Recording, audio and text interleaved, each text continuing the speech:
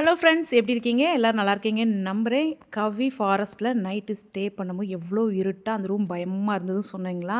இப்போ காலையில் பாருங்கள், தூங்கி எழுந்ததும் நம்ம கண்ணு முன்னாடி இப்படி தண்ணீர் ஓடிக்கிட்டு இருக்க மாதிரியும், மரங்கள், அந்த பறவைகளோட சத்தம், அந்த காட்டுக்கே ஆன சவுண்ட்ஸு, அது இல்லாமல் காட்டில் இருந்தால் மட்டும்தான் நம்ம கேட்க முடியும். உண்மையிலே அவ்வளோ பறவைகளும் விலங்குகளும் எல்லாத்தோட சத்தத்தையும் கேட்கணும்னா, நம்ம கொஞ்சம் அந்த நேரத்தில் அமைதியாக வாட்ச் பண்ணோம்னா தெரியும். அவ்வளோ சூப்பரான அனுபவங்க. எந்திரிச்ச உடனே அழகா சூரியன் உதயமாகி வர்றது, அந்த டேமோட தண்ணி, இந்த மரங்கள் இதெல்லாம் பார்த்துக்கிட்டே சொல்லிட்டு கிளம்பிட்டோம். கிளம்பி அப்படியே சரி போய் பிரேக்ஃபாஸ்ட் முடிச்சுட்டு அடுத்து வந்து ட்ரெக்கிங் போவோம் அப்படின்னு சொல்லிட்டு. ட்ரெக்கிங் வந்து இங்கே ரொம்ப தூரம் கூட்டிகிட்டு போகிறாங்க. பட் நாங்கள் குட்டீஸோடு போனதுனால கொஞ்சம் தூரம் தான் போனோம். இதுவுமே நல்ல டென்சிட்டி உள்ள ஃபாரஸ்ட்டுக்குள்ளே நடந்து போகிறது தாங்க. நல்லா மேகம் பார்த்திங்கன்னா அழகாக சூப்பராக காலையிலே அருமையாக தெளிவாக இருந்தது. இப்படியே நேராக கொஞ்சம் தூரம் நடந்து போகிற மாதிரி இருக்கும். கொஞ்சம் தூரம் நடந்து போனோம்னா நம்ம நைட்டு நான் கேண்டீன் மாதிரி காமிச்சேன் இல்லைங்களா, அங்கே போய் பிரேக்ஃபாஸ்ட்டை முடிச்சுட்டு அப்படியே அங்கேருந்தே வந்து பக்கத்துலேயே தான் அங்கே பக்கத்துலேயே ரூம்ஸ்லாம் இருக்குது. அங்கேயும் நிறைய பேர் இருந்தாங்க. அந்த இடத்துல இருந்து சூப்பராக நம்ம அப்படியே நடந்து போயிடலாம். இப்போ பாருங்கள், அங்கே போயிட்டோம். இது எல்லாமே மானோட கொம்புகள் இதெல்லாம் எடுத்து வச்சுருக்காங்க. இது பார்க்குறக்கே ஒரு சூப்பர் லுக்கு. இது என்னன்னு பார்த்தீங்களா, யானையோட எலும்பு எல்லாம் சேர்த்து வச்சு செம்மையாக அந்த தந்தம் வந்து ஒரிஜினல் கிடையாதுங்க. யானை தந்தம் ஒரிஜினல் இல்லை, பட் யானை அப்படியே அந்த எலும்பை அவ்வளோகா சூப்பராக வச்சுருக்காங்க. இது எல்லாமே நம்ம பார்த்துட்டு நடந்தோம்னா அப்படியே கொஞ்சம் தூரத்துலேயே காட்டுக்குள்ளே போகிறது தான். இது கேழமான்னு சொல்லிட்டு ஒரு மான், அது மாதிரி மலைமான், இதெல்லாமே அவங்க வந்து மலையாளத்தில் எழுதியிருந்தாங்க. கீழே இங்கிலீஷ்லேயும் போட்டிருக்காங்க. இந்த புள்ளி மான் இங்கே கிடையாது. இந்த மானில் வந்து ஒரு மாதிரி லைட் ப்ரௌன் அந்த மாதிரி கலரில் இருக்கிறது, அது 2 வகையான ஒரு குட்டையாக இருக்கக்கூடிய மான், அந்த வெரைட்டி 2 இருக்குது. இப்படி நாங்கள் காட்டுக்குள்ளே நடந்து போகும்போது திடீர்னு சலசலசலன்னு சத்தம்.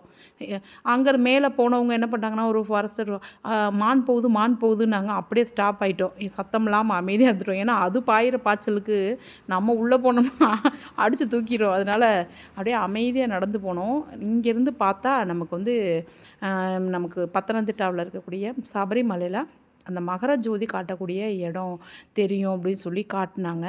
ஒரு சோப்பு கலர் பில்டிங், அது வந்து இந்த வீடியோவில் உங்களுக்கு நல்லா தெரியாது. நேராக பார்க்கும் பொழுது லைட்டாக அந்த நேராக இந்த மலையோட உச்சியிலேருந்து பார்த்தா நமக்கு நல்லா தெரிஞ்சது. இதுக்காக தான் நாங்கள் போய் இப்போ நம்மலாம் வந்து லேடிஸ்லாம் சபரிமலைக்கு போக முடியாது.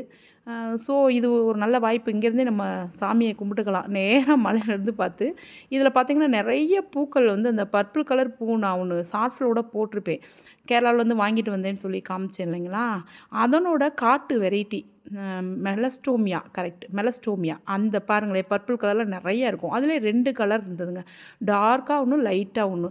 அது நிறைய பூத்து கிடந்தது. பட் நம்ம அதை சீட்ஸ் அதில் இல்லை, அதை எப்படி எடுத்து வச்சா வருமானது தெரில, அதனால் நான் எடுக்கலை. எவ்வளோ அழகாக இருக்குது பார்த்தீங்களா.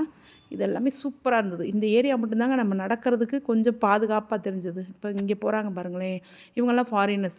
இவங்க வந்து உள்ளே எவ்வளோ கிலோமீட்டர் வேணாலும் நடக்கிறாங்கங்க. இவங்க அளவுக்கு நமக்கு தைரியம் வந்து வரணும் உண்மையிலே. ஆனால் பசங்களை வச்சுட்டு போகக்கூடாது. நம்மளாம் போனால் போகலாம். பெரியவங்களாக போனோம்னா நம்ம உள்ளே நடக்கலாம். இப்போ அந்த காட்டோட நடுப்பகுதியில் அவங்க நின்னாங்கல்ல, கொஞ்சம் நடந்து போனாங்க. அந்த பகுதியிலுமே என்ன பண்ணிட்டாங்கன்னா, நடந்து போய்க்கிட்டே இருந்தாங்கங்க. போனவுடனே கொஞ்சம் தூரத்துலேயே அதுக்கும் முன்னாடி ஒரு குரூப் போயிருந்தாங்க. அவங்க அங்கே இருந்துக்கிட்டு சவுண்ட்ஸ் தான் கொடுத்தாரு அவரு. ஆனை போன மாதிரி ஒரு சவுண்டு கேட்குது அப்படின்ட்டு யானை பார்த்தோம்னு சொன்னாங்க. சவுண்டு கொடுக்குன்னு சொன்னோடனே அமைதியாக அப்படியே அங்கனே நின்றுட்டாங்க. அதாவது இந்த பக்கமும் வரல, அந்த பக்கமும் போகல, இடையில நின்றுட்டாங்க. அடுத்து அந்த யானையோட சவுண்டு இல்லாதப்ப போனாங்க. யானையை வந்து தொந்தரவு பண்ணக்கூடாது இல்லைங்களா, அது நல்ல மூடில் இருந்தால் பார்த்துட்டு பேசாமல் இருந்துக்கும். இல்லைன்னா அவ்வளோதான், அதுக்கு பக்கத்தில் போயிட்டோம்னா நம்ம தப்பிக்கிறது கஷ்டம். அதனால் அப்படியே அமைதியாயிட்டாங்க. இந்த த்ரில்லிங்கான அனுபவமெல்லாம் வேணும்னா நீங்கள் ஃபாரஸ்ட்டுக்குள்ளே ட்ரெக்கிங் போயே ஆகணுங்க. இந்த காடு அறிதல், அந்த புலி நகம், சிறுத்தை கீறி வச்சுருக்கிறது மரத்தில், சிறுத்தை வந்து நகங்களை வச்சு கீறி வைக்குமா, அதெல்லாம் கூட காட்டினாங்க மரத்தில். அதெல்லாம் உங்களுக்கு வீடியோவில் கவர் பண்ணாமல் விட்டுட்டேன். அது உணவை சாப்பிட்டுட்டு அது எப்படி அந்த நகத்தை கீறி கூர்மையாக்கிக்குமா, அதெல்லாமே காட்டினாங்க. யானைகள் நிறையா இருக்குதுன்னு சொன்னாங்க. இங்கே ஒரு 1000 யானைகளாவது, ஒரு குத்து மதிப்பாக தாங்க சொன்னாங்க, எந்தளவுக்கு உண்மைன்னு தெரியாது.